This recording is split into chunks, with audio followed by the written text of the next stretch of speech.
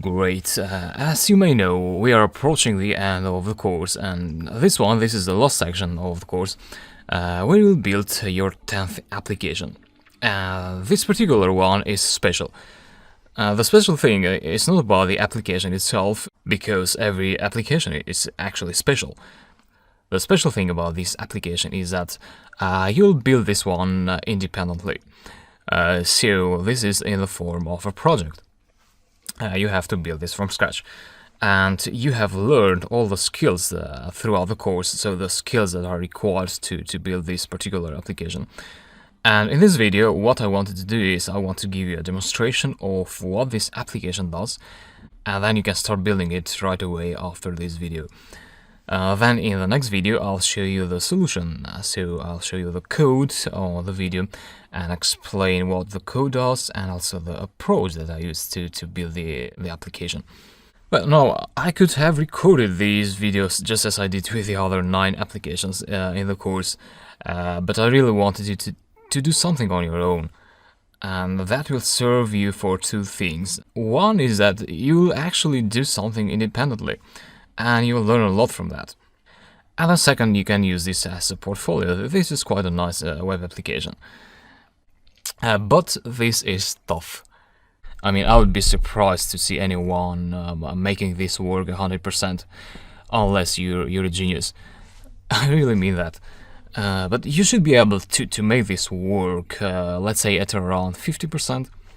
If you make it work 50%, then you have really learned from the course. So what I mean by 50%, well, you may stop somewhere and ask for help.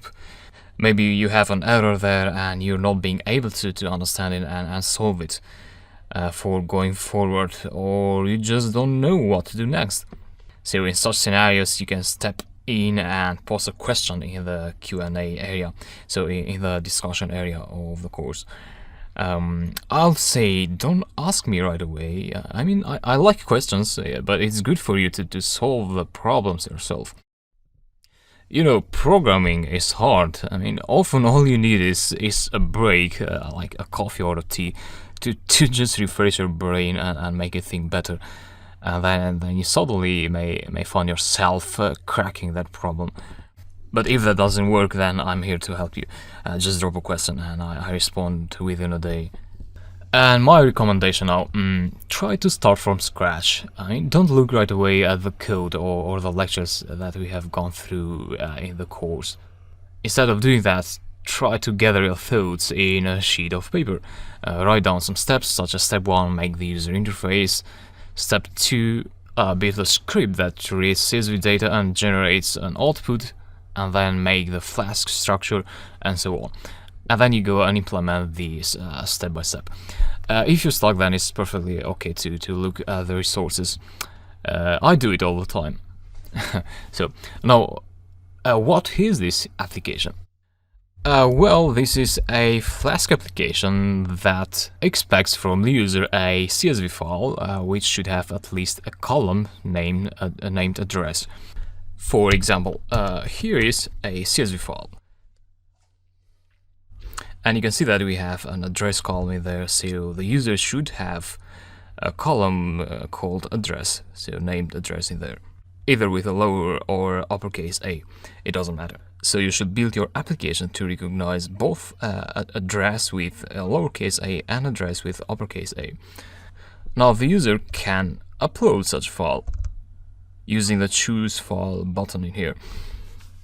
And you can see that supermarkets was uploaded in there, and once the user uploads that file, they'll press submit,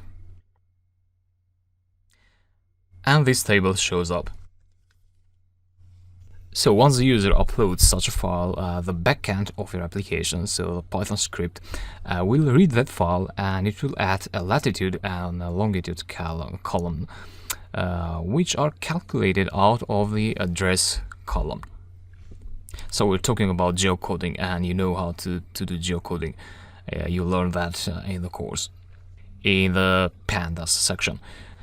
And as you see, the result table is displayed on the web page once the user presses the submit button. And you can see the 2 columns in there.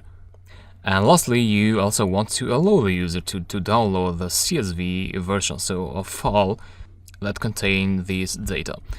And therefore you need to display a download button here, as I did. So once the user presses download, a file is downloaded. Yeah, this is a file.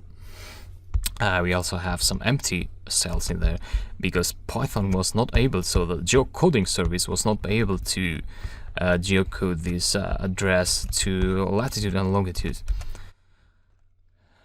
So yeah, you need to count for that and just pass some non-values to those cells. Now soon you may run into problems such as, if the user uploads some other file, so let's change this to add instead of address, and I'll save this.